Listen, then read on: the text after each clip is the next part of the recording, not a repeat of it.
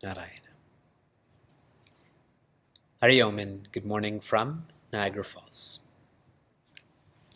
I'm going to read to you a quote from Paul McCartney. If slaughterhouses had glass walls, everyone would be a vegetarian. If slaughterhouses had glass walls, everyone would be a vegetarian. This is a powerful quote. I'm sure many of you have heard it, you've tweeted this. The question is, how many of us follow the implication of this quote? In comparison to this, when one studies or experiences Ramayana, we come to study and experience how much animals are elevated, not just by humans, but by God himself, herself. We have the famous icon of Bhagwan Rama holding a squirrel. We will come to that kanda soon. Here, we have Bhagwan Rama who's holding Jatayu, a vulture, an animal we think to be dirty, but Bhagwan Rama is holding Jatayu in his lap. His wings are cut off, so he's bleeding out, and he's rubbing his head like we would to an infant, but encouraging them to sleep.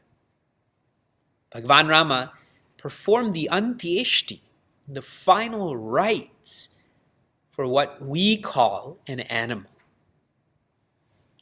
When we study and experience Ramayana and make this practical, make this our own, we come to understand that viciousness is not intrinsic to animals or plants or stones. It's not intrinsic to humans either, but we've forgotten that. And we have a whole lot of vices in our personalities: anger, fear, judgment. We only have these vices because we've forgotten that this is not our nature. When we remember that this is not our nature, we start to free ourselves of these vices. We are studying Vedanta and Ramayana. This is the ayana for people like me, people like you, to realize that we are Rama, the one who loves all beings, humans, animals, plants. Goswamiji highlights this forgetfulness and this remembrance with Mother Sita and Ravana. Mother Sita forgets Rama, and this is shown by her seeing a golden deer. And when she sees this golden deer, desire starts to infatuate her. This desire then devolves into insistence. Rama, I need this deer, which is quite different than I want this deer to I need this deer. There is an insistence that is devolving. That insistence devolves more to suspicion. She starts to question Sri Lakshmana. Even saying Sri Lakshmana is suspicious verbally is wrong, but she begins to go through that suspicion. This is Mother Sita, though, and she realizes the desire, the insistence, the suspicion. And so she changes. At one point, Goswamiji says Mother Sita bola. Now, if you study Hindi, not that I'm a Hindi expert, but if I'm speaking, I say Vivek bola, and if there's another person over here, Sheila, I'd say Sheila boli. Correct? That masculine and feminine. But Goswamiji says Mother Sita bola, showing that she's possessed. See such detail in language. Bola is used for her. But again, she changes. She realizes her weakness. And the last scene we have with Mother Sita, she is remembering Bhagwan Rama and says, Shri Rama in the first line, and then the next line says, Hari Nama. So she calls Rama as Shri Rama and Hari. And these words are very choice. She says Shri Rama because Rama is indicative of Sukha Prapti. Sukha Prapti means the attainment of joy. And Hari means the one who takes away, the one who steals. That's Dukkha Nivritti. So just in how she chooses Bhagwan Rama's names, she says Rama and Hari. The way that you have brought me joy my whole life, bring that joy to me. And the sorrow that I'm experiencing right now, the way you stole after that deer, come and steal yourself away from what you're doing back to me.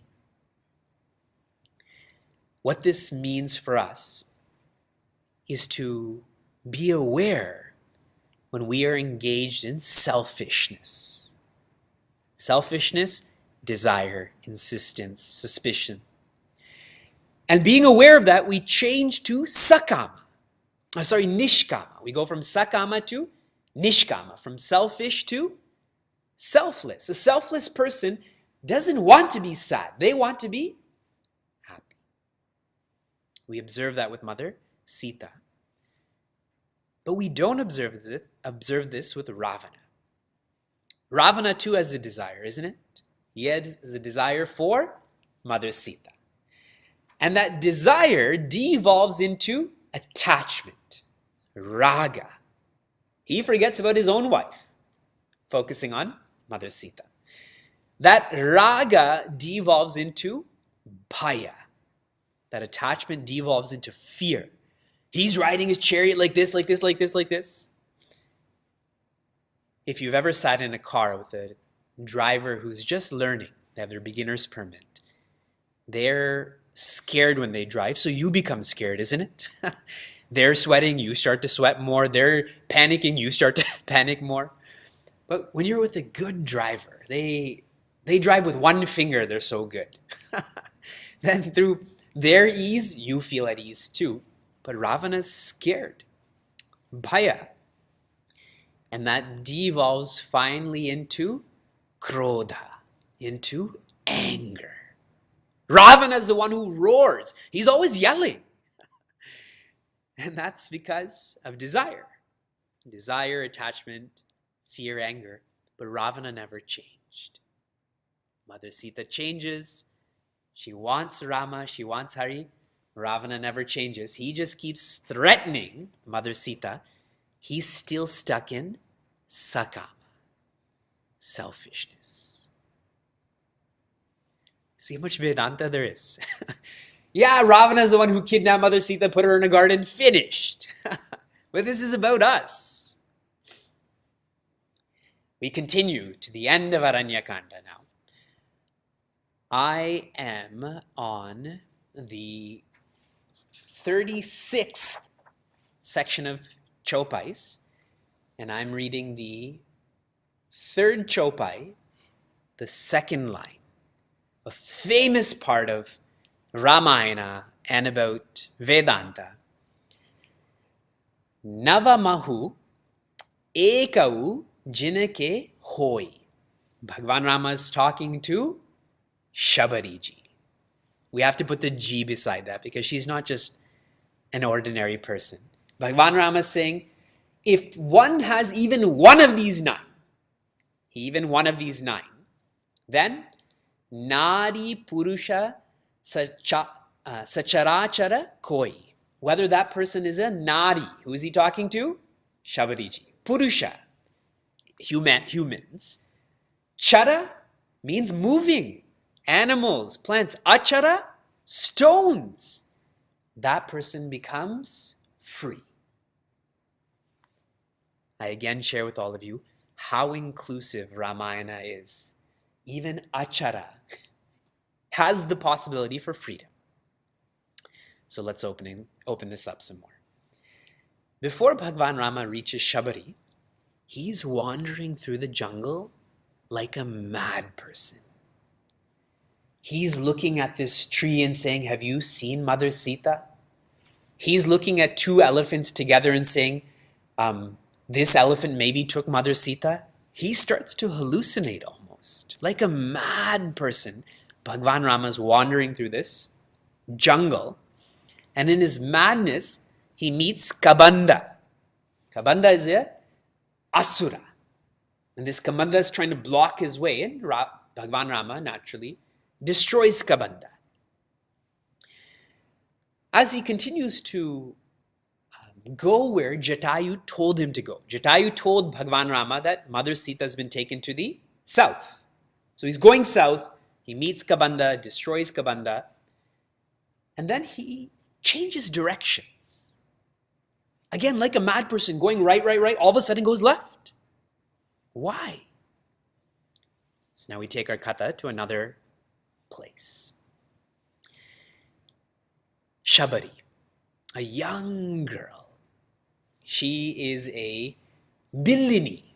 A Billini means a tribal woman.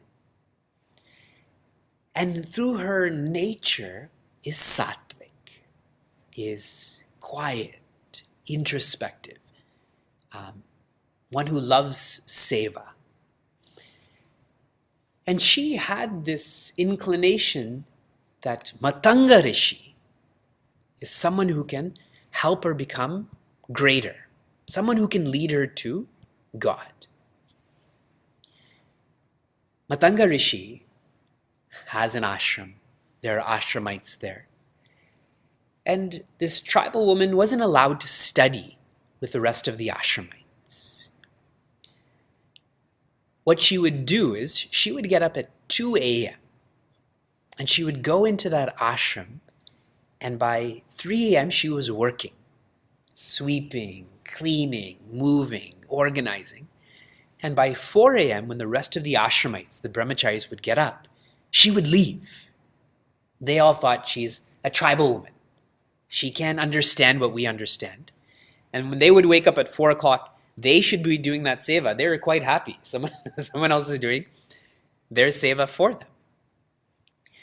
And they were all surprised by how is this all getting done?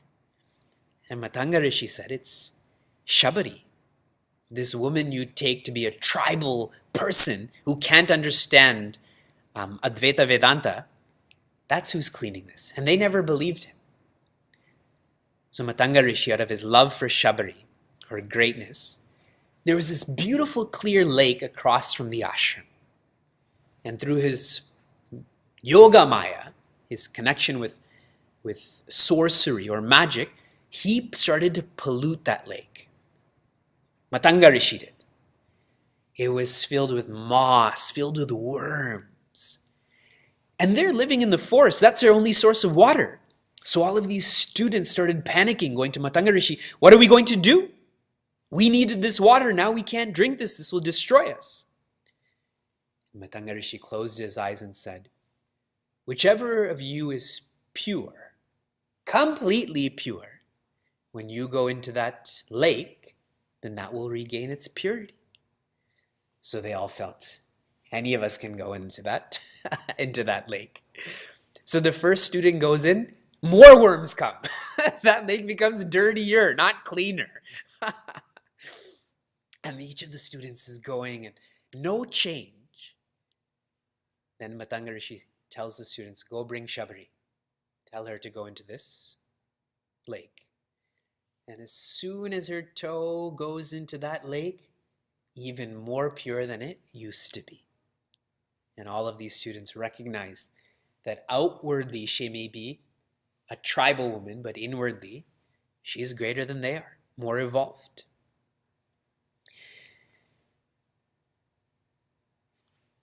Shabari loved Matanga Rishi, and Matanga Rishi was leaving one day, and she said, "What am I supposed to do?" And he gave her the Mahamantra, Shri Ram, Jai Ram, Jai Jai Ram. You just keep on chanting Shri Ram, Jai Ram, Jai Jai Ram, and whoever you're chanting about will come. And that's all she needed. And every day she would clean the ashram, chanting Shri Ram, Jai Jai Ram. Every day she would collect fruits, tasting them herself, Shri Ram, Jai Ram, Jai Jai Ram. And every day Bhagwan Rama wouldn't come. And then finally, one day Bhagwan Rama did come. Instead of going towards Mother Sita, he now comes towards Shabari. And when Shabari meets Bhagwan Rama, she says, "I'm a grahastha. You've come to my home." And Bhagwan Rama says, "No, I've come to your ashram." So beautifully shared. The word grahastha means, graha is like granati, to hold. I'm holding this piece of paper. A grahastha is someone who holds a home but is often held by that home. So she's describing herself as a grahastha. She's describing herself as a vriddha. Vriddha means this old lady. And Bhagwan Rama says, "No, you're not a grahastha and you're not a vriddha." He'll later say, "You are bhamini." Bhamini means the most beautiful. And she asks why. And he goes on to describe the Nava Bhagati, the 9 forms of love, devotion, which I'll elaborate on. Just to finish this is, as he shares with her that if anyone has any one of these 9 forms of devotion, they are free. He says to her, "You have all 9. And she's so joyous that the purpose of her life is achieved that she says, "I'm done. I don't need to live anymore." And Bhagwan Rama says, "But I need your help. Please tell me where my Sita is." And it is Shabari who tells Bhagwan Rama, "Go to Rishyamukha Parvat. Go to this mountain over there and you will meet Sugriva." She says Sugriva here. And Sugriva will help you find Mother Sita. Everyone's with me so far? That's the Katha part, the Ramayana part. Now we shift to the Vedanta part. I told you that Bhagwan Rama was wandering around like a mad person. You know why he's wandering around like a mad person? To show us how we live.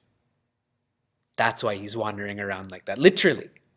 That, hey, all of you, why are you living like this? The only way to get out of this is find Mother Sita. Find me. Don't get lost in wandering aimlessly. And he's also wandering because he needs a reason to meet Kabanda, to meet Shabari, to meet Sugriva, correct? So this Kabanda, this is a beautiful insight. Kabanda was actually a Gandharva. A Gandharva is a celestial musician, a celestial being. And he was cursed for being proud of his God-given talents. How can you be proud of your God-given talents? Is when you say they're your talents instead of God-given talents. And so this Kabanda is cursed. Cursed by who? Which of our rishis loves giving curses? Durvasa Rishi. He loves giving curses. Now, you have to understand who Durvasa is. Durvasa is the son of Rishi Atri and his great wife Anasuya. We already met them, correct? Atri Rishi and Anasuya Mata, they're the greatest of the great. And they wanted to have a son like Bhagwan Shiva. So Bhagwan Shiva came as Durvasa Rishi. So all the times that we tend to poke fun at Durvasa Rishi, that's actually Bhagwan Shiva. Now think of his name. What does Vasa mean? Clothing. Durvasa, the one with dirty clothing. Durvasa means the one who's not identified with their body. Like Bhagwan Shiva, correct? He's wearing snakes and deers and elephants, and he has all of this bhasma on him. So Durvasa Rishi, when we say that he's cursing Kabanda, he's actually blessing Kabanda. Because Durvasa Rishi cursed Kabanda, who did Kabanda get to meet? Bhagwan Rama, isn't it? Rishis don't curse, rishis only bless. Sadhus never speak from a personal perspective. I like you, I dislike you. You come sit over here because you can do this for me. We in our ignorance may think of them being partial or personal, but we just don't understand. We don't understand the depth of their framework when they operate. So that curse is actually a blessing. And the final thought here about Durvasa and this whole scene. Whenever we go through hardships, we tend to think of why me with a question mark. But it should be a why me with a exclamation mark. The question mark is why me, as in I don't want this to happen to me. But why me with an exclamation mark is why is this good fortune happening to me? Hardships are a form of prayaschitta, a form of purification. We saw that with Parikshita Rishi. His hardship, Shukadeva came. We see that with Kunti Mata. With her hardships, she loves Bhagwan Krishna. We see here too with Kabanda that through this curse, he had to go through hardships, but Bhagwan Rama. We just don't understand our hardships being a blessing. So the harder your life, the more blessed, the more blessed you are. Now we shift over to the Katha part with Shabariji. Matanga Rishi says the person who you're chanting about will come. Only a guru can direct one to God. And we've already seen this with Agastya Rishi and Sutikshna. Agastya Rishi tells Sutikshna, you give me Rama as my dakshina. Which means Sutikshna gets to be with Bhagwan Rama first, correct?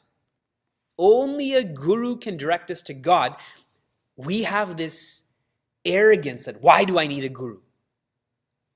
All of Ramayana is showing us only the guru knows God and so can point you in that direction.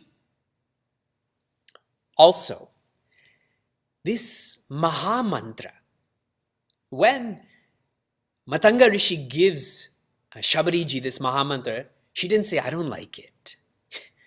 I like Hanumanji. You give me Hanumanji's mantra. Or Shri Ram, Jai Ram, Jai Jai Ram. That's so long. She didn't have this likes or dislikes with this mantra. So the mantra, she had Shraddha. She didn't even know what she was chanting, but her guru said that he will come and he will teach you. She had that faith. In Ramayana, every day she would clean and every day she would prepare food and every day Bhagwan Rama didn't come. And she would feel so sad. She would long for him. But she never got dejected. She always practiced Anirvinna Chetasa, which I've shared in Bhagavad Gita many times. If not today, tomorrow. If not today, tomorrow. If not today, tomorrow. For all of us, I did 3 rounds of japa. How come I'm still angry? Tomorrow I'm giving up on this. A lot of dhira. Dhira is a nice word, which means patience. And what she received from Bhagwan Rama was confirmation about who she was. This is what Bhagwan Rama tells Shabari. This is called the Navama Bhagati, or the Nava Bhagati. Now, the first place where this type of thinking is introduced is actually Srimad Bhagavatam, where Sri Prahlad is teaching his classmates. He is the first Balavihar teacher, first Balavihar. Teaches the Navada Bhakti, the 9 forms of devotion. This has become more popular.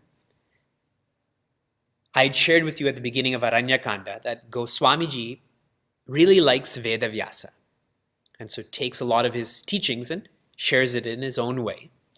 This Nava Bhagati is different than that Navada Bhakti. They are not the same.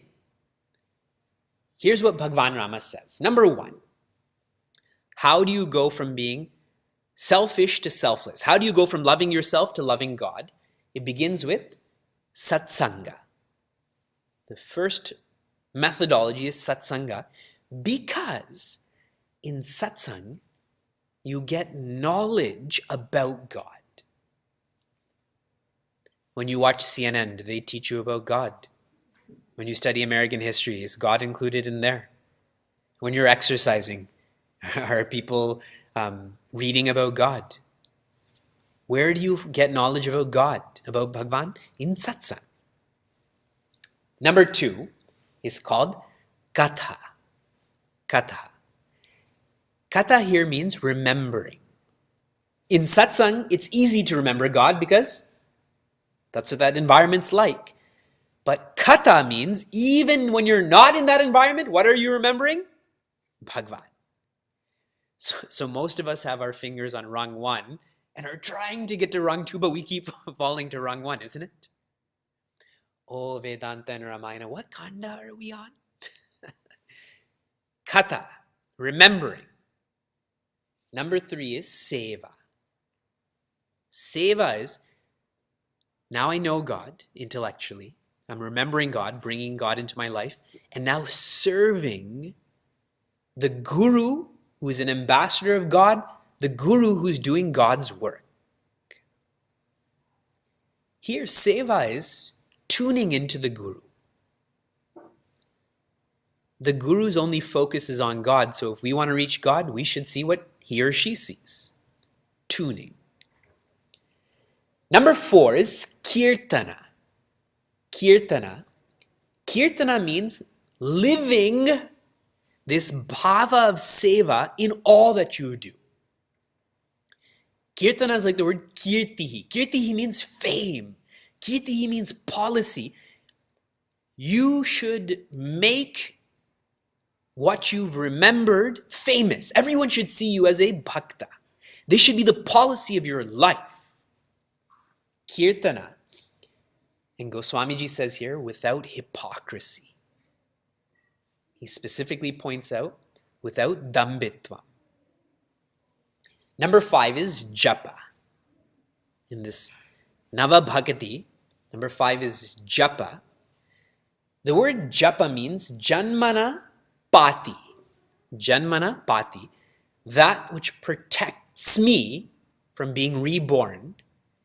And if you look at this more practically, japa means that which helps me to change. If I'm the same person tomorrow, what was the point of today? Correct? Janmanapati means I'm changing.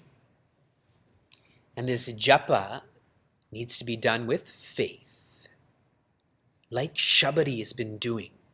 My guru shared this. I have faith in my guru. I don't have faith in God, but this is immediately above me. I have faith in that. Number 6, Dhamma. So we have Satsanga, Katha, Seva, Kirtana, Japa, and 6 is Dhamma. Dhamma we've studied in Tattva Bodha, Vivekji. Dhamma means calmness of the senses. Dhamma means withdrawal from worldliness. from worldliness. But it doesn't just mean withdrawal. It means withdrawal from worldliness so I can engage in that which is higher, that which is more divine. In my travels, I get to meet many people who are retiring or are retired.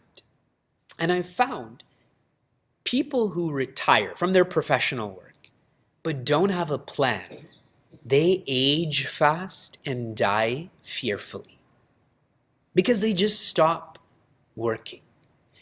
But people who have a plan, I'm going to learn this language, engage in this class, follow this service, they're more active. They're more cheerful because they're still working, but not for money anymore. They're working for Bhagwan, Dhamma. Number 7 is darshana. Darshana means vision. The vision that all beings are to be treated equally. The way you treat yourself, to treat all beings. This could typically be called as the golden rule.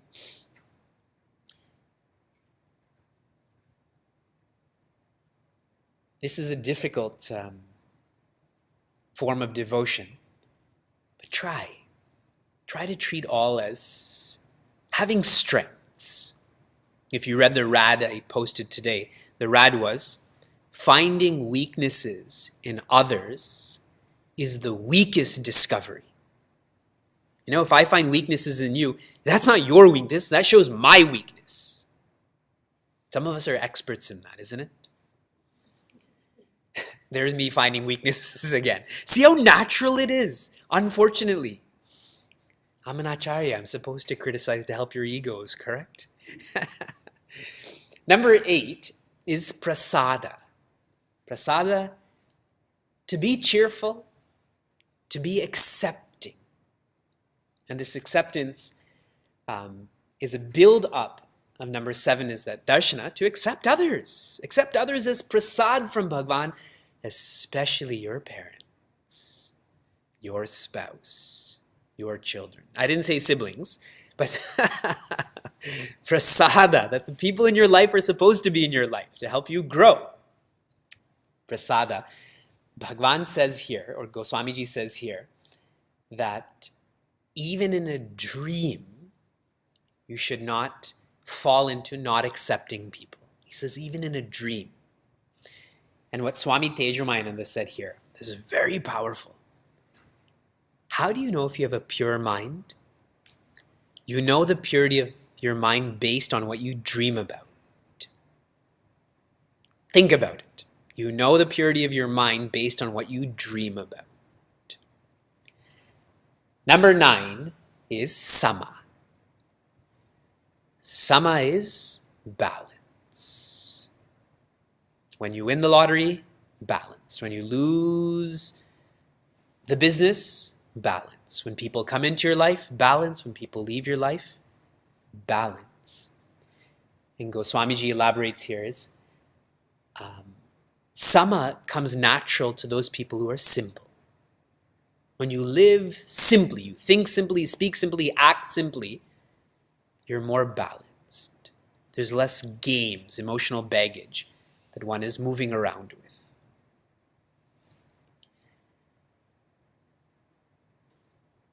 Association, remembering, tuning, living, faith, efforts, equality, acceptance, simplicity.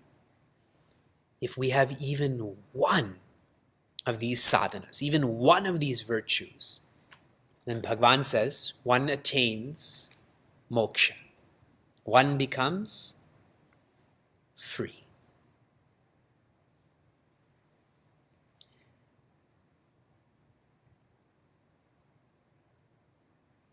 We were supposed to complete Aranyakanda today, but the fate of my life is to never, ever complete satsangs or texts on time. Because there's one more portion that people are unaware of. Naradji comes back. And Naradji asks Bhagwan Rama, tell me, what are the lakshanas of a santa? And he doesn't give one or two. It took me 3 times to actually and accurately count. He indicates 50 virtues of someone who is a sadhu. 50. We study chapter 12 of Srimad Bhagavad Gita. Oh, there's 35 there, or 20 in chapter 2. There's 50 here, which many people don't even know that is there. There's beautiful virtues like mitabhogi. Mitabhogi means people who don't overeat. So how do you know you're a sadhu? You don't go to buffets. So I don't want to plow through this section either. So we're going to stop here and I'll share one more thought. Here in Niagara Falls, I am teaching our Balavar students, their parents, about Arti. Om Jai Jagadisha Hare. And it's so beautiful, but nobody knows what we're actually chanting.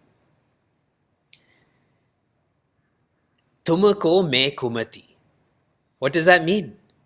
What verse is that in? That is showing humility that Bhagwan, I just have this kumati, this negative mind, this impure mind. But we only understand that if we understand the previous 2 lines. It says, Kisa vida milu dayame. Kisa vida milu kripame. Daya means who's going to be more empathetic? Who's going to understand me more? Kripa means who's going to grace me more? Who's going to put those thoughts of change in my mind more than you? Bhagwan, this is how my mind is. You understand me. You can help me. So, Om Jai Jagadisha Hare. I surrender. Did you know that? Whatever center I'm invited to next, we should take Arati up as a Jnana Yajna. Isn't it? That would be amazing. And I told our Niagara folks, today we didn't have time for Arati. And I asked them, is it okay that we actually don't lift up that Arati thali? Because I've taken more time to explain that. And everyone was so, yes, this is far more meaningful, is to understand a line, a verse, than to next, do it to myself a little while, next. We'll take up the Santa Lakshanas and the completion of Aranyakanda next week.